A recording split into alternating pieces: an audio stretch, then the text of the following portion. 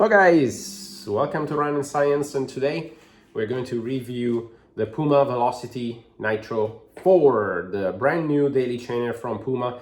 I have a video on how to choose your first pair of shoe if you are a beginner runner. I'll link it down here in the description of this video. However, I noticed that I don't review that many daily trainers. I list all the decent daily trainers that you should consider if you're starting out.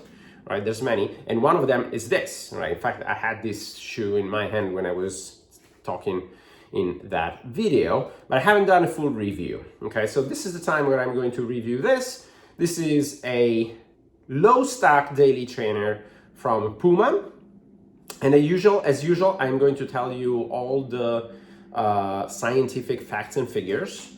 I'm actually not going to list all the data. If you noticed, I never list all the data. I never give you all the numbers. Don't get confused data with science. We're running science here for a reason. I'm a scientist. I apply the scientific methods even to running shoes. And the scientific method does not necessarily mean knowing all the data.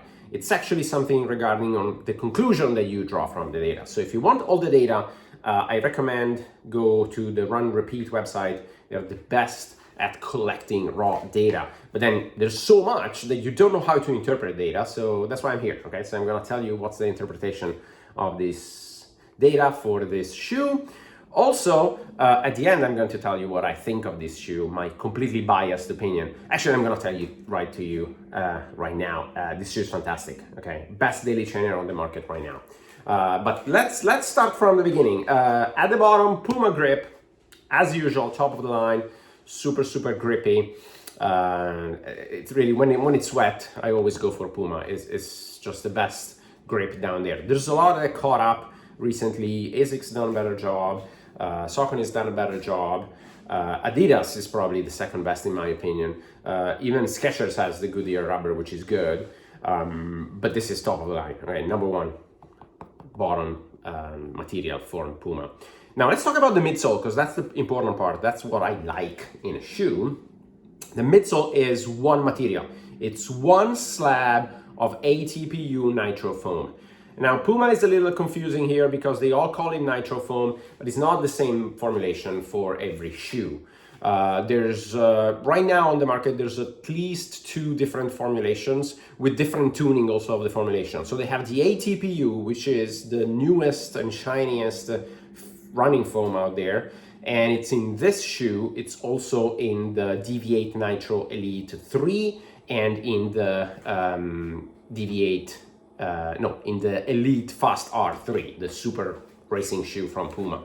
I believe there's a thin layers also in the Deviate Nitro 3, which we're going to discuss as soon as the 4 comes out, because I'm really looking forward for the Nitro 4, the Deviate Nitro 4. But that's not what it is. This is the Velocity, okay? Daily trainer, super fantastic foam down here, super fantastic price as well, all right? So when Puma came out with this shoe, a lot of people were really blown away because this shoe cost much less than any other shoe. This shoe, I believe in the US is 140, which is not less than other daily trainer. In the UK and in Europe is much cheaper. But also, keep in mind it's Puma, so even in the US, you can find a lot of Puma on sale. So I would suggest you never buy this full price, just get it on sale. There was a sale online, it might still be going on right now. I think it was on one store, JD store, I think is the name. It was at $80. So really never buy full price for it, because Puma heavily discount this. Also look out outlets, because these will go to outlet malls as well. But regardless of that, great value, okay? If you're in Europe, super great value. Everybody's saying that. This is the best daily trainer on the market at the cheapest price of them all. Like I said, it's one full slab of premium foam, which is incredibly good. A lot of good shoes nowadays are going for that full slab. There's no dual density, there's no plate, there's nothing. It's just one full slab of good, fantastic foam. This is a little tuned from their racing foam. It's a little tuned from the Deviate Nitro Elite or the Fast R3, but it's still the same feeling, okay? It's tuned for training, but it's still the same feeling. The feeling is a feeling of not too soft, not too firm, and very energy responsive, very bouncy. All right, it just feels good, at least to me. All right, biased opinion, it feels amazing. Unbiased opinion, it's a full slab of premium racing foam. And there's not that many daily chainer on the market that can say that. Evo SL is the other one, but I would consider the Evo SL sort of an enthusiast daily chainer. This is good for beginners as well. This is a daily chainer that everybody can start with. Now, this is the low stack daily chainer from Puma. A lot of brands, all of the brands, I think, have sort of at least two different daily chainer, one that is on the lower end and one that is on the higher end. This on the lower end, I believe, is 32, 33, 24, 25, right? So it's on the lower end. You'll feel a lot, you had a lot of road feeling from this. You'll feel a lot of debris and bumps and stuff, but that might be good for something, for somebody. I mean, I love light, nimble, and low stack shoes. So this is really good for me, all right? If you want more cushion, then I would suggest you look at the Magnify 3, which is it came out almost at the same time as this. Is the max stack, no, not max stack, is the higher stack daily chainer from Puma. They also have a max cushion shoe, which is the Mag Max, which is also fantastic.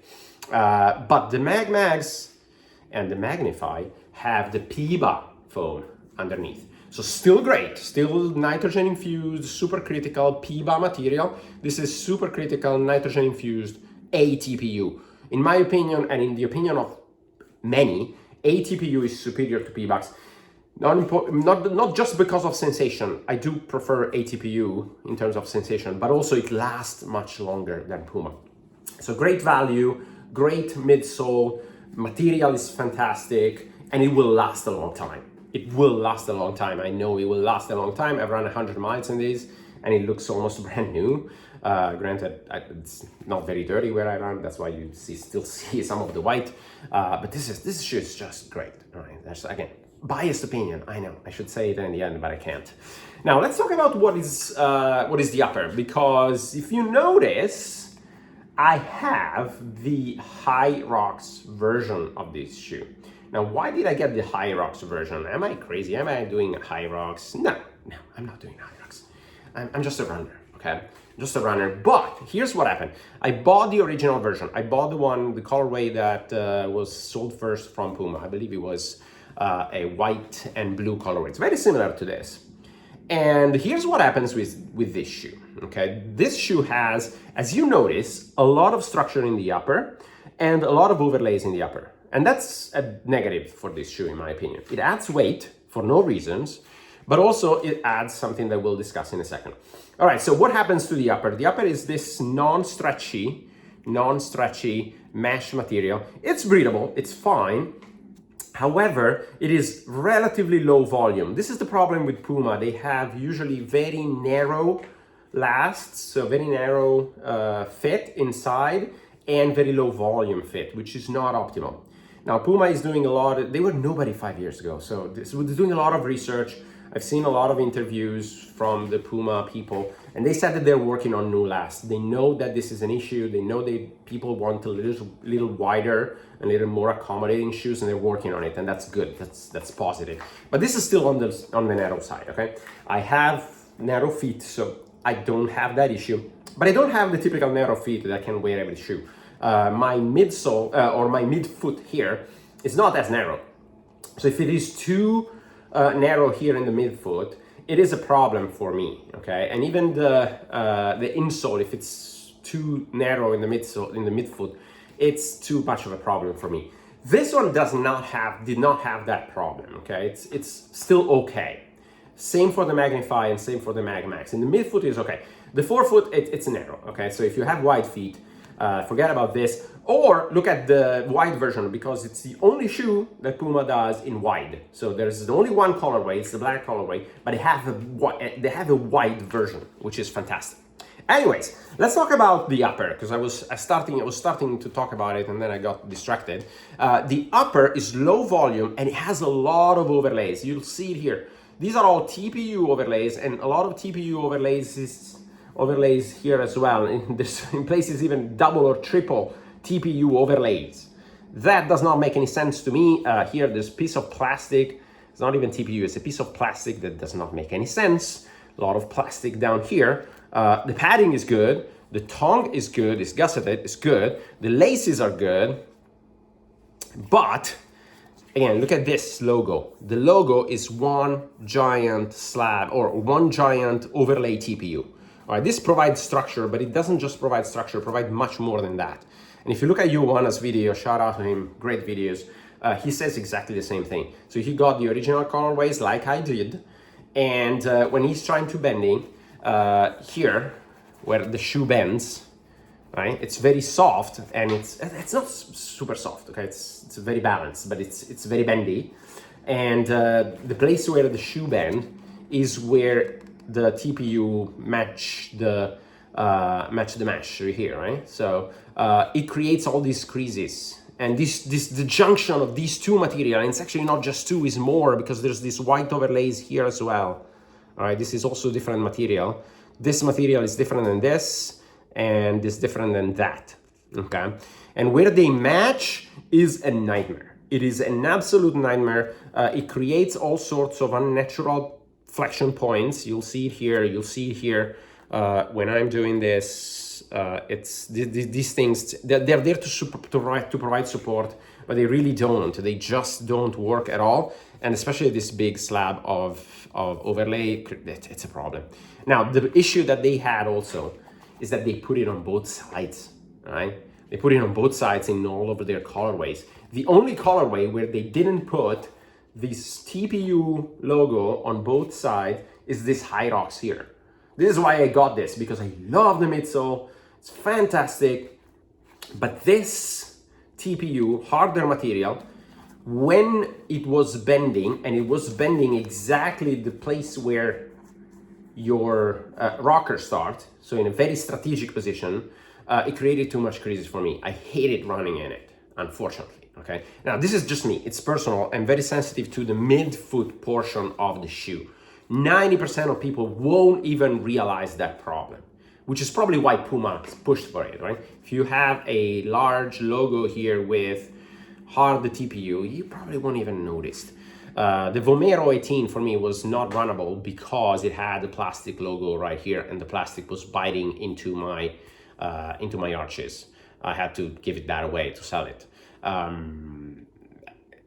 Nobody complained about that, right? So it's my own personal issue, but really this goes a little further beyond my own personal issues, because a lot of people started noticing it, and I've seen on Reddit there's other people that have the issue right here where the plastic meets the material, and actually would be on the internal side, on the inner side, but it's this material here, so right here, right where the logo ends and meet the mesh and meets these overlays.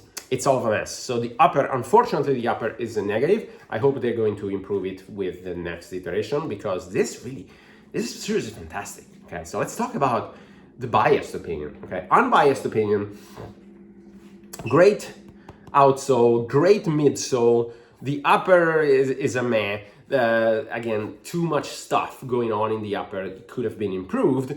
It's still runnable, but could have been improved. And the fit is on the narrow side. If everything that I just said sounds okay to you, just go get it. It's super great value. But let's talk about the bias side, okay? This shoe is fantastic. The reason why I went with the Hyrox, I didn't even know what Hyrox was, honestly. I don't particularly like it. But the reason why I went with this is because this does not have the TPU, and the Hyrox logo here is printed, and it's all the same material, and it's very nice. It does not give me any issue whatsoever. All right, so I solved the issue by getting these shoes, the Hyrox version. Not easy to find, but I got it. I actually got it on heavy discount as well, so can't complain. But however, again, if you buy the original version, they have a lot of colorways on there, and you are not that sensitive on the inner side of your feet. This shoe is going to be fantastic, okay? This shoe is the only daily trainer. It's the only low stack daily trainer with just one slab of material. Not just one slab of material, but premium material. And it's very rare nowadays in the market. I think we're going in that direction, but this is the first one. Again, similar to the Evo SL, but it's much less aggressive to the Evo SL. If you notice, the rocker is almost non-existent. It's very minimal here, so very non-aggressive. It's very flexible, so you'll feel your workout on in your feet. The sensation of the midsole is just good. It's not too soft, not too firm. It's very bouncy, very energetic. Really, for the cost, this shoe is just great. Again, my biased opinion. If you don't want to hear the biased opinion, look at the data. The data tells us that for the price, this shoe is probably the best daily trainer on the market, as long as you can get beyond the problems with this shoe, because it has problems, and the problems are mostly in the upper. Low volume, all these overlays, and a little bit narrow fit. But the narrow fit is okay because you can get the wide version. The overlays, I think Puma can improve it, okay? But really, this shoe is going to be high on my shoe of the year list. I'm not sure if I'm going to do a shoe of the year award. I'll think about it when we are reaching the end of the year. But if I am, this shoe will be high. I'm not sure it will be number one, but it will be close to number one. This is an example of how you can make a premium product with premium foam. Some issues, okay, and that's okay, and price it right. That's what matters for me and for Puma. They're undercutting a lot of the competition, and it's fantastic. Now, let's talk alternatives. I usually say like at least a couple of alternatives. Adidas Evo SL is the first alternative, but it's very, very aggressive. All right, this one is good for easy pace. This one is good for tempo pace. This one is good all the way up to even workouts. All right, it's really a jack of all trades. Not fantastic for workouts, but it's really good because it has a lot of energy returns. All right. So this shoe is really not good just for recovery. For the people that want max cushion shoes, this is not a max cushion shoe. That's just the only thing that doesn't do very well. Max cushion, slow recovery run. Everything above that, even steady state, even long runs, as long as you can manage the stack, which is low stack. But if you like that, then you're gonna love this shoe for pretty much everything. Evo SL is really faster. It's an enthusiast daily trainer. It's a daily trainer that needs to be pushed to get the benefit out of it. This one is more beginner friendly. Other alternatives, the New Balance Rebel V5. That one is almost as low stack as this, maybe a little more cushioned, much softer. The problem with the shoe is durability, all right? That they have a supercritical EVA foam, and New Balance is really behind, a lot behind in terms of food chemistry, in terms of midsole chemistry, in terms of what comes into the midsole and the technology that comes into the midsole. They're still stuck at EVA blends, and they feel good at first.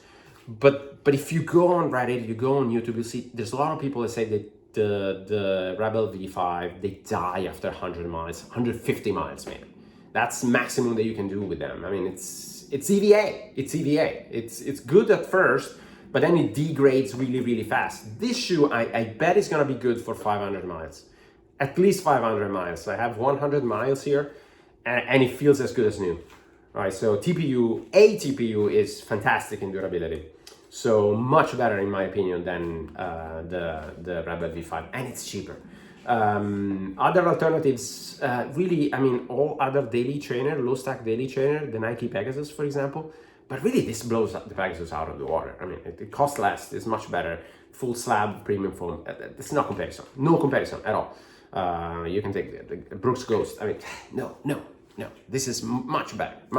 The upper, all of these have problem in the upper, including the Evo SL. So the upper, there's no perfect upper, but really the midsole is what shines.